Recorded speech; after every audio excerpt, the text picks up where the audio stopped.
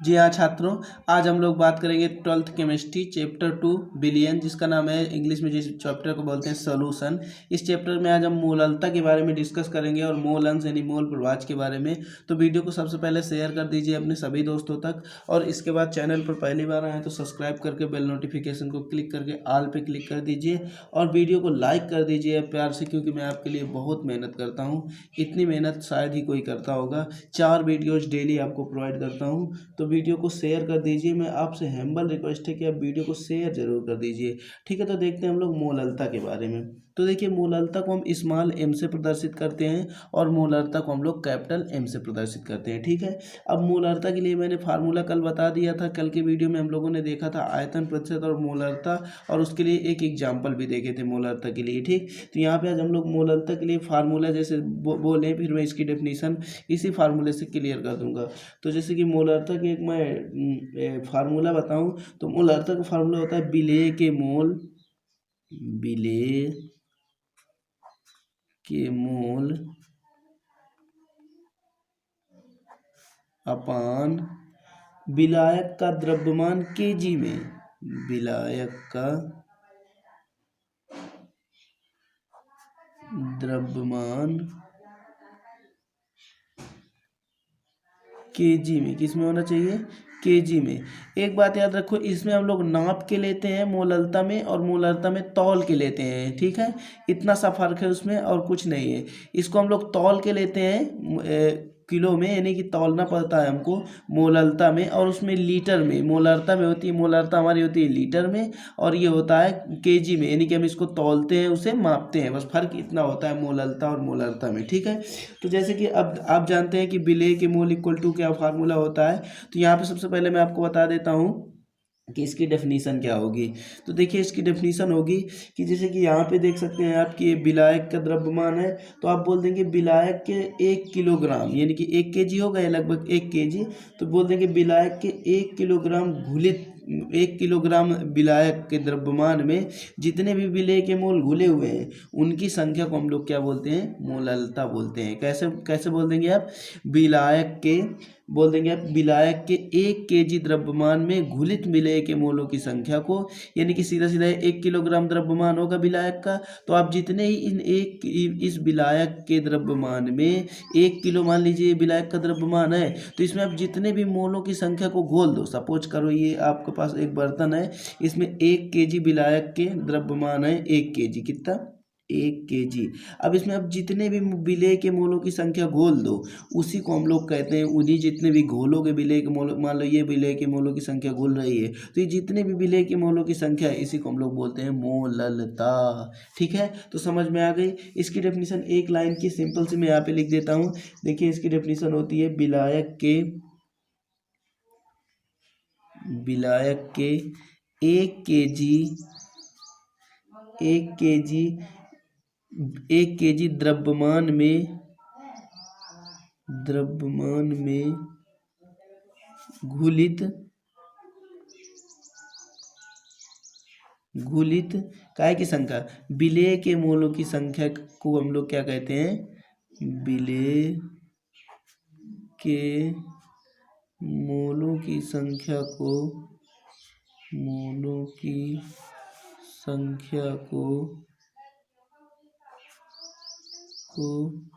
मोललता कहते हैं। ठीक है, मोललता कहते हैं।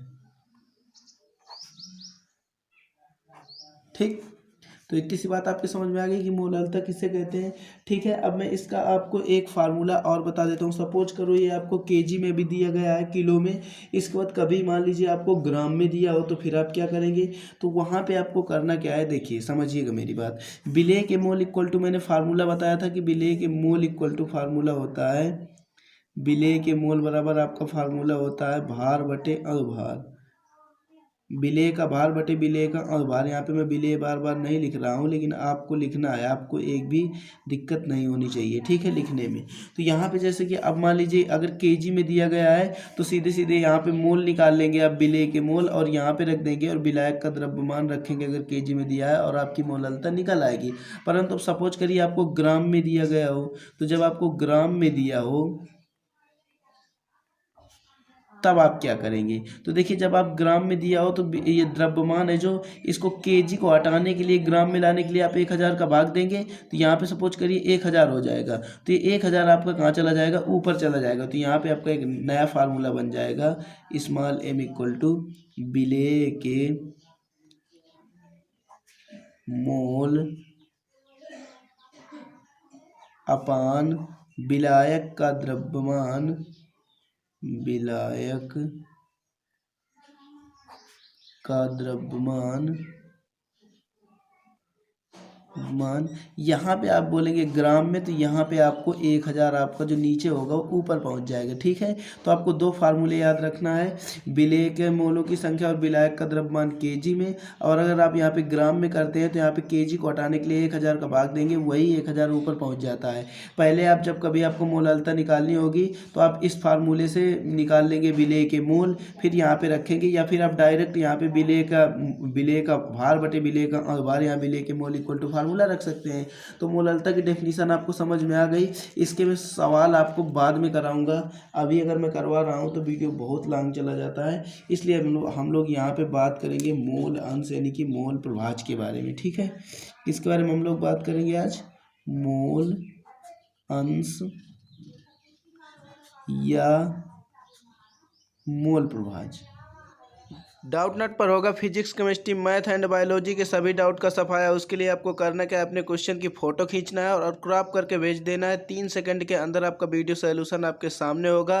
क्लास 6 से लेकर 12th तक, IIT जेईई मेन एडवांस तक, तो लिंक नीचे डिस्क्रिप्शन पर है। आज ही डाउट नट ऐप डाउनलोड कीजिए। देखिए इन लोगों की डेफिनीशंस बहुत कम पूछी जाती हैं, इसकी डेफिनीशन पूछी जाती हैं, ऐसी बात नहीं पूछी नहीं जाती, आपको पता होना चाहिए। लेकिन इनके न्यूमेरिकल करने का तरीका और इनके जो फार्मूले मैं बताता हूँ उन्हें आप याद कर लीजिए, वो आपके लिए ज़्यादा महारत है। तो देखिए यहाँ पे मैं सीधे से पहले आपको बताना स्टार्ट करता हूँ इसके न्यूमेरिकल करने का तरीका। तो सपोज करो कोई एक, ये मान लीजिए कोई एक बर्तन है, उस बर्तन में आपने दो लोगों को मिलाया, मान लीजिए एक बी को मिला दिया और ये ए को मिला दिया। ठीक है, तो कोई ना कोई यहाँ पे विलियन बनेगा, बिल्कुल बनेगा भाई। तो अगर मैं बात करूँ कि यहाँ पे आप ए का मोल प्रभाज निकालिए, यहाँ पे ए का मोल प्रभाज, मोल प्रभाज या मोल अंश एक ही बात है। ठीक है, तो मोल प्रभाज निकालिए, तो यहाँ पे आप बोल देंगे ए का मोल, ऊपर जिसका मोल प्रभाज निकालना है उसे आप ऊपर रखेंगे, तो ए के मोल बटा दोनों का। ठीक है, बिलियन के कुल मोल, बिलियन के कुल मोल। ठीक, इतनी सी बात क्लियर। तो देखिए अगर यहाँ पे ए के मोलों को आप मान लीजिए, इस ए के मोलों को मान लीजिए आप एन ए, ये एन ए क्या है आपका, ए के मोल है, क्या है, ए के मोल। इसी प्रकार बी के मोलों को कुछ मान लीजिए, तो बी के मोलों को अगर मान लेते हैं आप एन बी, एन बी आपका क्या है, बी के मोल है। ठीक है, बी के मोल। तो यहाँ पे हमको हिंदी लिखने की आवश्यकता नहीं पड़ेगी बार बार। तो यहाँ पे जैसे कि ए के मोल प्रभाज हमें निकालने थे, तो हम ए के मोल प्रभाज इक्वल टू सीधा सा लिख देंगे एन ए अपान कुल बिलियन के कुल मोल यानी कि एन ए अब प्लस में एन बी। ठीक है, तो ये ए के मोल प्रभाज यानी कि ए के मोल अंश आ गए, ए के मोल अंश। तो ए के मोल अंश मान लीजिए कभी भी आपको दो चीज़ें दी गई होंगी, दो लोगों को दिया गया होगा और आपसे बोला जाएगा कि ए के मोल प्रभाज, मान लीजिए आपको दिया गया है एल्कोहल और जल और बोला गया है कि एल्कोहल का मोल प्रभाज निकालो, तो वहाँ पे आप सीधा एल्कोहल के मोल प्रभाज लिखेंगे और एल्कोहल का जितनी भी वैल्यू दी गई होगी उसे ऊपर रखेंगे और जल की जितनी वैल्यू दी होगी, एल्कोहल की जितनी दी होगी, उनको दोनों को जोड़ के नीचे भाग दे देंगे, निकल के आ जाएगा। ठीक है, सपोज करो 3 लोग दिए गए हैं, तो वहाँ पे तीनों लोगों को आपको जोड़ देना है। जैसे ए बी सी दिए गए हैं, ए का निकालना है तो ए प्लस बी प्लस सी कर देंगे। ठीक, अब यहाँ पे जैसे बी के मोल प्रभाज निकालना है तो बी के मोल इक्वल टू यहाँ पे हो जाएगा ठीक है, बी के मोल, तो हम लोग बी के मोल जैसे हमें निकालना है तो हम सीधा यहाँ पे लिख देंगे एन बी ऊपर रहेगा और एन, क्योंकि हमें एन बी हमने मान लिया था बी के मोलों को, तो N A plus N B ये हो जाएगा। जैसे 3 लोग हैं तो यहाँ पे वही बात हो जाएगी कि तीनों लोगों को ऐड कर देंगे। अब सपोज करो हम इन दोनों को मान लेते हैं, इसे बी के मोलों को हम एक्स मान लेते हैं, मोल की मोल अंश होता है, ठीक है। तो यहाँ पे हम इसे एक्स से कर लेते हैं, इसे एक्स भी कर लेंगे तो हमारा मोल अंश निकल आएगा। अगर हम इन दोनों को ऐड कर दें x A plus X B, यानी कि एक्स ए हमारा होता है ए के मोल, एक्स का मतलब हो जाएगा मोलों की संख्या, तो यहाँ पे बोल देंगे ए के मोल और ये हो जाएगा बी के मोल। अगर हम इन दोनों की वैल्यू रख के इन्हें ऐड करते हैं तो देखिए एक रिजल्ट निकल के आएगा, N A plus N B plus N B upon N A plus N B, ठीक है। तो यहाँ पे एलसीएम ले लेंगे हम लोग, तो ये हो जाएगा एलसीएम हमने ले लिया N A plus N B, N A plus N B, तो यहाँ पे हो जाएगा N A plus N B, ठीक है। तो ये कैंसिल आउट होके निकल के आ जाएगा एक। तो हमने क्या देखा, हमने ये देखा कि विलेय के mole X A plus X B equal to 1।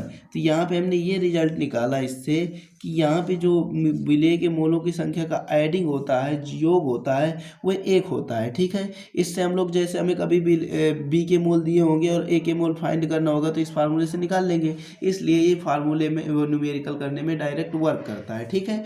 तो अब देखिए अगर मैं सीधे सीधे बात करूँ कि अब हमने ए के मोल की बात कर ली, बी के मोल की बात कर ली, अगर मैं सीधे सीधे बात करूँ कि मोल प्रभाज यानी कि मोल अंश का फार्मूला डायरेक्ट, तो मोल प्रभाज इक्वल टू हो जाता है, मोल प्रभाज इक्वल टू हो जाएगा एन ए होगा, यानी कि हमें ए के निकालना होगा या फिर बी के निकालना होगा, तो यहाँ पे ऐसे फिर एन बी हो जाएगा upon upon N A plus N B ही होगा, N A plus N B plus N A कर लीजिए, कोई दिक्कत नहीं है। तो देखिए यहाँ पे मोल प्रभाज इक्वल टू मेन रिजल्ट निकल के ये आ जाता है कि मोल प्रभाज इक्वल टू फार्मूला आप बना देंगे N A upon N A plus B, या फिर ये N B upon N plus N B upon N B plus N A या N A plus N B, एक ही रखेंगे। तो मेन फार्मूला ये है, जैसे आपको ए के निकालना है तो आप बी को रिमूव कर दीजिए, बी को निकालना है तो आप ए को रिमूव कर दीजिए, ठीक है। अब इसी से मैं आपको बता देता हूँ कि इसकी डेफिनीशन क्या होगी। तो देखिए यहाँ पे ये फिक्स नहीं कि ए विलेय है या बी विलेय है, यहाँ पे एक विलेय होगा और एक विलायक होगा। तो हम लोग यहाँ से सिंपल सी डेफिनीशन इसकी बोल देंगे कि बोल देंगे किसी विलयन में, किसमें, किसी विलयन में या तो फिर ये ए है तो ये इसको मान लेते हैं विलेय और इसको मान लेते हैं विलायक। डेफिनीशन निकालने के लिए इसे मान लेते हैं विलेय और इसे मान लेते हैं विलायक,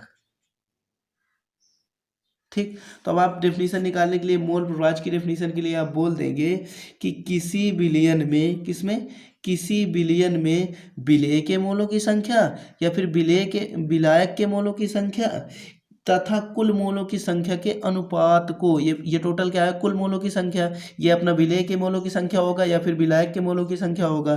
तो आप बोल देंगे कि किसी विलयन में विलेय के मोलों की संख्या अथवा विलायक के मोलों की संख्या तथा उसके पूरे यानी कि कुल विलयन में यानी कि कुल विलेय या कुल मोलों की संख्या के अनुपात को हम लोग क्या बोलते हैं, मोल प्रभाज कहते हैं। देखिए इसकी डेफिनेशन मैंने पहले से लिख लिया था ताकि आपको दिक्कत ना पहुंचे। तो यहाँ पर आप देख लीजिए, यहाँ पे देखिए मैंने यही लिखा है कि किसी विलयन में, किसमें, किसी विलयन में विलेय के मोलों की संख्या, ये एक्स ए हमारा एन ए क्या हो गया, विलेय के मोलों की संख्या, और इसके बाद या फिर या विलायक के मोलों की संख्या, तो एन बी क्या हो गया, या तो फिर विलायक के मोलों की संख्या होगा, और फिर इसके बाद मैंने लिखा तथा विलयन के कुल मोलों की संख्या, N A plus N B क्या है, विलयन के कुल मोलों की संख्या, तो विलयन के कुल मोलों की संख्या के अनुपात को मोल प्रभाज कहते हैं।